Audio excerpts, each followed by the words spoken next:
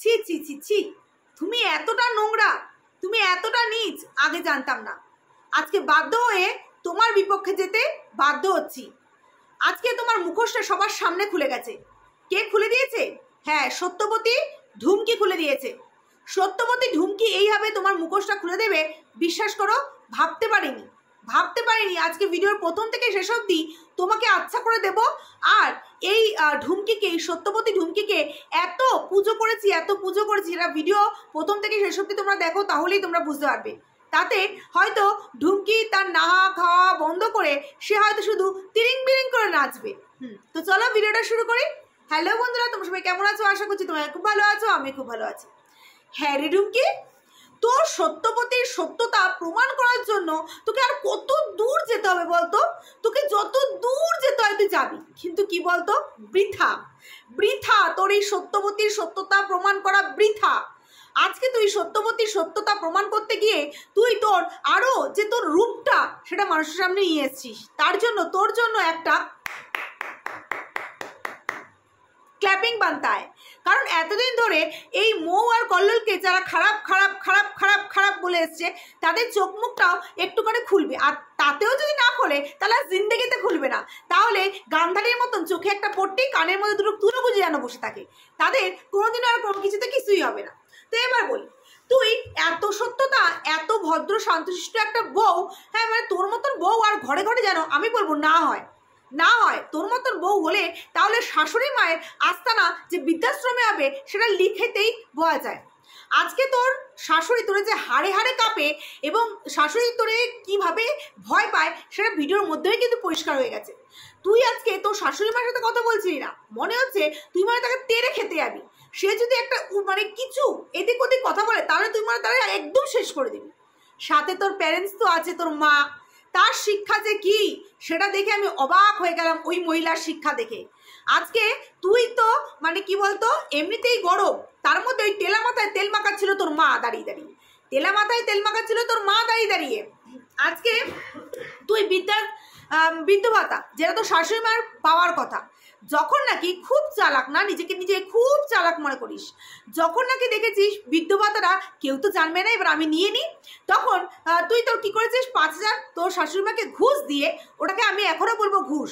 যদি তোর মনে হতো তাহলে তুই কখনোই তোর শাশুড়ি মায়ের টাকাটা তুই ধরতে পারতি না। তুই বলতে পারতি এটা তুমি নিয়ে যাও, বা তোমাদের আমি ফিক্সড ডিপোজিট করে দিচ্ছি, কিছু একটা করে দিচ্ছি। তুই তোর আসল উদ্দেশ্য ছিল টাকাটা নিয়ে নেওয়া। তুই 5,000 টাকা তোর শাশুড়ি মায়েরকে একটু মনটা খুশি করে দিয়ে বাকি টাকাটা নিয়ে নেওয়া। নিয়ে কি করা জানিস তো, ওই যেটা করেছিলি, এই যে দেখিয়েছিলি ভিডিও খুলে যে দেখো আমি কানের কিনেছি, কার জন্য? আমার শাশুড়ি মায়ের জন্য। আসছি তোর যে মানে বলে না অতি চালাকের গলায় ধরি, তুই অতি চালাক নিজেকে নিজে মনে করিস। ভাবছিস কি তুই চোখটা বন্ধ করে আছিস, তুই কাউকে দেখতে পাচ্ছিস না বলে তোকে কেউ দেখতে পাচ্ছে না। আসলে তুই একা ভিডিও করিস, তোকে লাখ লাখ মানুষ কিন্তু লাখ লাখ চোখ দিয়ে তোকে দেখে। তাই তুই কোন জায়গায় কি করছিস না করছিস সেটা কিন্তু লাখ লাখ মানুষে বুঝতে পারছে। আজকে তুই বড় একটা গেম খেললি। তুই 5,000 টাকা তো শাশুড়ি মাকে দিয়ে আর একে ওকে একটুখানি মুখ বন্ধ করার জন্য মিষ্টি ফিষ্টি খাইয়ে বাকি টাকাটা হাওয়া করে দিলি, নিজে হাওয়া করে দিলি। তারপরেই যখন নাকি মৌ স্বাভাবিক ন্যাচারালি, কারণ তোর মতন মেয়ে কোনদিন বলবে যে শাশুড়ি মার বিদ্যা ভাতাটা ওই মৌ আর কল্লোল নিয়েছে, তাই মৌ যখন মুখ খুলেছে তখন তোরা বসে পড়লি বড় লিস্টি নিয়ে। তোরা তো কিছু না হলেই বড় লিস্টি মানে ফর্দি নিয়ে বসে পড়িস, তো ফর্দ লিস্টি নিয়ে তোরা বসে পড়লি এবং তোরা বলতে লাগলি যে এই টাকাটা আমি শাশুড়ি মাকে কানের কিনে দেবো বলে আমি নিয়ে এসেছি, হ্যাঁ ওনার টাকা ওনাকেই আমরা দেবো। তারপরে তুই কানের কিনে নিয়ে আসলি, দেখালি যে তুই কানের কিনে নিয়ে এসেছিস, দোকানে গেলি, এই করলি, আবার তার ফর্দ দেখালি কত টাকা নিয়েছে না নিয়েছে, বাকি টাকাটাও দেখালি। তো তারপরেই দুদিন পর দেখলাম কানেরটা নিজের কানে পড়ে রয়েছিস, যে মানুষ তোকে বলতেই আছে। তারপরে দেখলি না এবার মানুষ তো আর খাচ্ছে না আমার এইসব, এবার আমাকে টাকাটা জোগাড় করে শাশুড়ি মায়ের হাতেই দিতে হবে। তো শাশুড়ি মায়ের হাতে অবশেষে টাকাটা পড়লো, কিন্তু দেখ হিসাবটা তাও গন্ডগোল হচ্ছে। 3,000 টাকা এদিকে বলেছিস তুই মানে 7,000 টাকা টোটাল দিয়েছিস, 27,000 টাকা। 3,000 টাকাটা তুই একে 500 ওকে 500 থেকে 500 করে 3,000 টাকা খরচা করিসনি? নিশ্চয়ই করিসনি। তো সেই জায়গাটা মেলাতে পারলাম না। তুই একবার বলছিস শাশুড়ি মার জন্য কানে কিনেছি, একবার বলছিস সেই কানেরটা তুই আমার নিজের কানে পড়ে রয়েছিস, আবার এখন তুই টাকাটা দিতে এসেছিস। আরে কেনা কে চাতে হো? আসলে তুই যেভাবেই করিস না কেন তুই যে কত নম্বরের একটা ঝগড়ুটি এবং চালাক মহিলা সেটা মানুষের সামনে বরাবরের জন্যই প্রমাণ হয়ে যায়। বুঝতে পারলি কিনা? তোকে বোঝাতে পারলাম।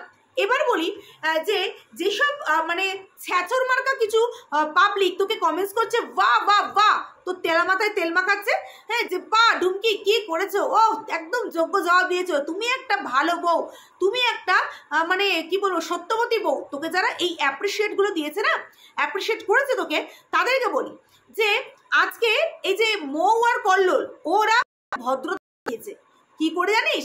এই যে এর মুখ লাগায়নি। আজকে এরাও ভালো, এরা যে লেভেল, এর লেভেল যা, এদের যা লেভেল, এরা যদি তোর সাথে মুখ লাগায় তার এদের লেভেল তোদের লেভেল এক হয়ে যাবে, এক হয়ে যাবে। তা এত বছর ধরে তো যে মাস্টারের কাছে পড়েছিস সেই মাস্টারকেই তো বিয়ে করে ফেলেছিস।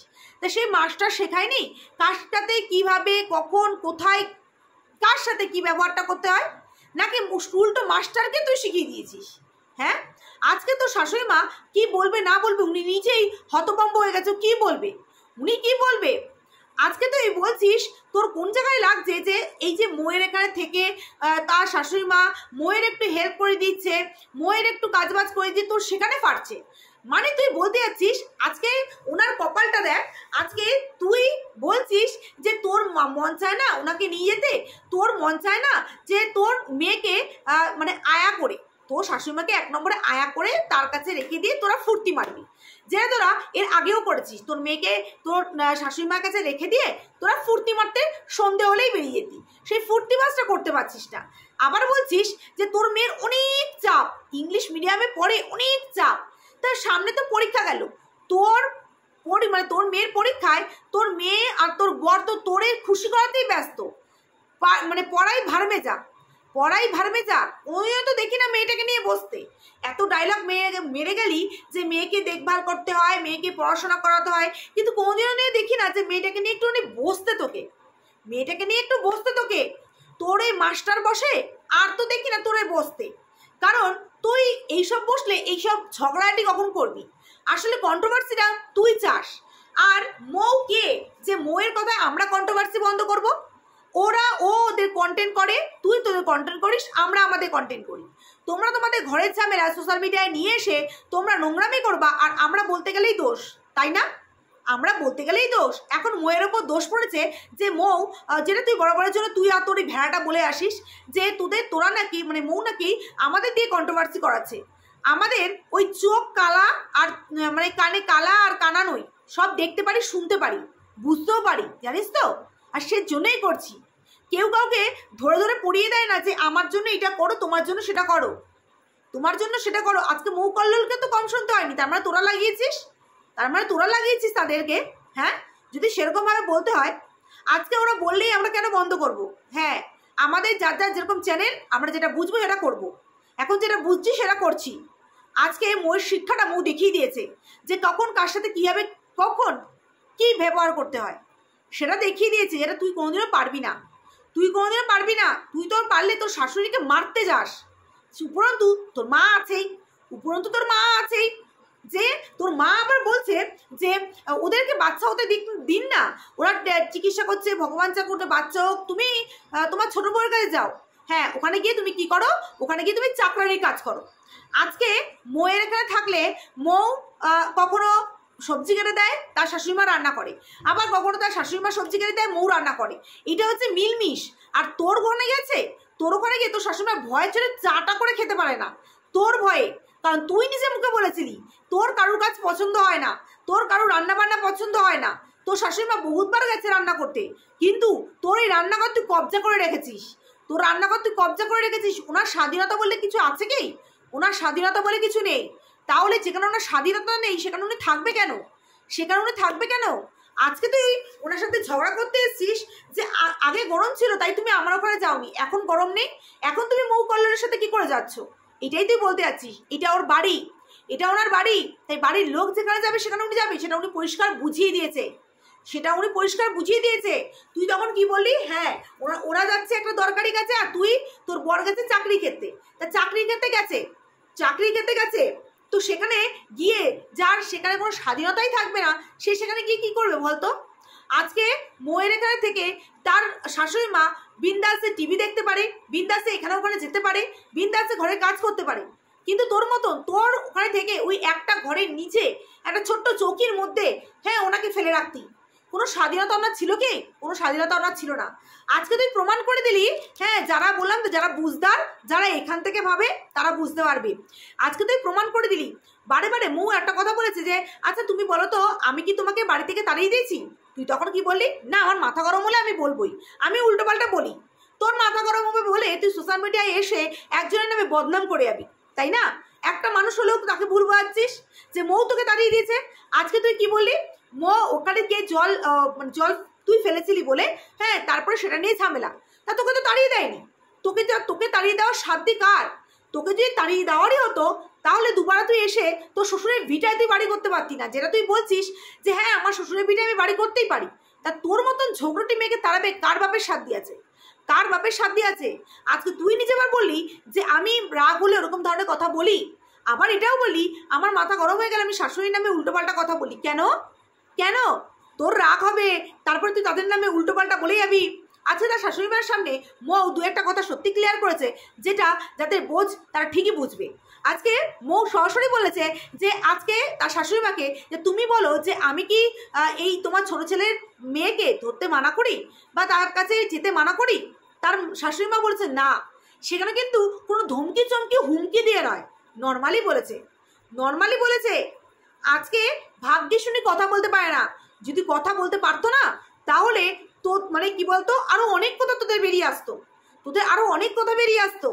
তুই বলতে চাইছিস তোর শাশুড়ি মাকে যে তুমি যদি এইবার না যাও, এইবার লাস্ট আমরা মুখ দেখে নাও, আর দেখবা না। তোমার ছাওয়ার মানে তোমার ছেলে বলেছে তুই যা, আমার কেউ নেই। মানে তুই কিভাবে তৈরি করে রেখেছিস বুঝতে পারছিস? যেই ছেলে হ্যাঁ যেই ছেলেকে 10 মাস 10 দিন গর্ভে ধরে এই পৃথিবীর মুখ দেখিয়েছে, যেই ছেলেকে পড়াশোনা করিয়ে হ্যাঁ এই একটা সরকারি চাকরিজীবী করে তুলেছে, সে আজ মায়ের মুখ দেখতে চায় না। সে আজ মায়ের মুখ দেখতে চায় না, কারণ তার বউয়ের কথা মতন তার মা চলেনি। সেরকম ছেলেকে না থু দিতে মন চায়, থু দিতে মন চায়। তোদের মতন ছেলে মেয়ের মুখ না দেখাই বেটার, না দেখাই বেটার। ওনার যেখানে ভালো লাগবে উনি সেখানে যাবে, কেউ বেঁধে রাখার মতন ওনাকে রাখেনি।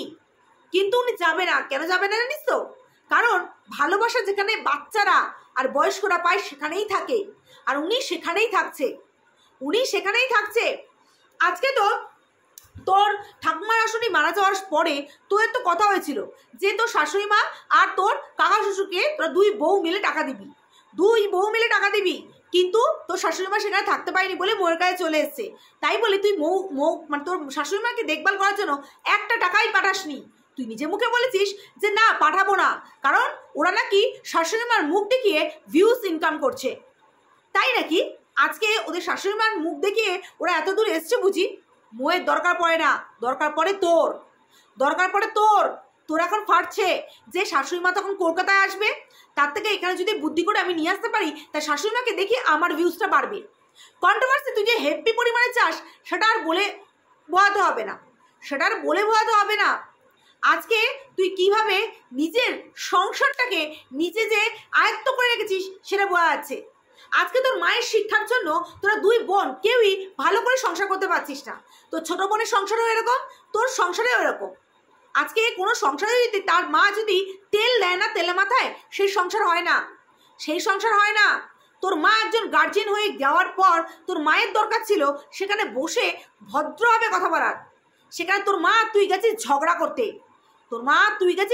করতে, সেটা পরিষ্কার বোঝা যাচ্ছিল। আর তোদের সাথে মুখ মেলাবে মৌ আর কল্লোল, ওদের এত খারাপ দুর্দশা আসেনি। আজকে মৌয়ের দরকারও পড়েনি, মৌ কিন্তু শ্যুট করেছে, আমরা কিন্তু দেখেছি কখনো কল্লোলের হাতে কখনো মৌয়ের হাতে ক্যামেরা ছিল। মৌ যদি চেষ্টা করতো না এটা দিয়ে মৌ কিন্তু ইনকাম করতে পারতো, কিন্তু মৌ করেনি। কারণ মৌ এটাই বলেছে যা একজনের চ্যানেলে তোমরা দেখিয়ে নিয়েছো তাই আমি আর দিলাম না। এবং মৌ এটাও বলেছে যে তার শাশুড়ি মায়ের টাকাটা এনে তুই তাদেরকে গুনতে দিচ্ছিস, তারা বলেছে না মায়ের টাকা মায়ের কাছে দাও, তখন তুই বলেছিস না গুনে নাও, গুনতে তো অসুবিধা নেই। আজকে তখন গোড়ার পর সেখানে রয়েছে টোটাল কত 23,000 টাকা মনে হয়, আর তার শাশুড়ি মায়ের 5,000, 7,000 টাকা। বাকি টাকা কোথায় রে? 22 না 23 এরকমই কিছু হবে। বাকি টাকাটা কোথায় রে? তুই এই মুখ বন্ধ করার জন্য একে ওকে তাকে কেন দিবি? আর তোর শাশুড়িমার বৃদ্ধ ভাতার টাকা তোরা কেন ধরবি?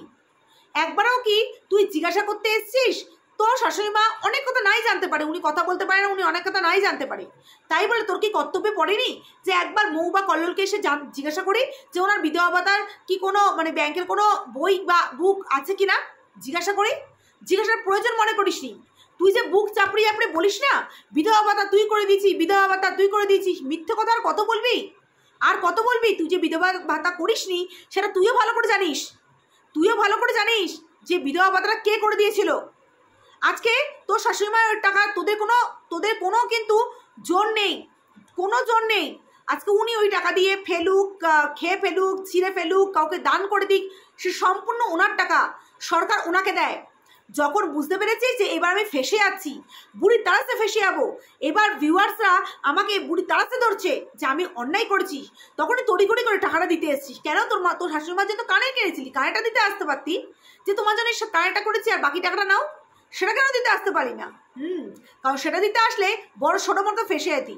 বৃদ্ধ ভাতার টাকা বা বিধবা ভাতার টাকা একমাত্র উনিই পাবে, একমাত্র উনিই পাবে। এটা ওনার জীবনযাত্রার জন্য দেয় সরকার, তোদের কোনো এর মধ্যে কোনো জোর জবরদস্তি নেই।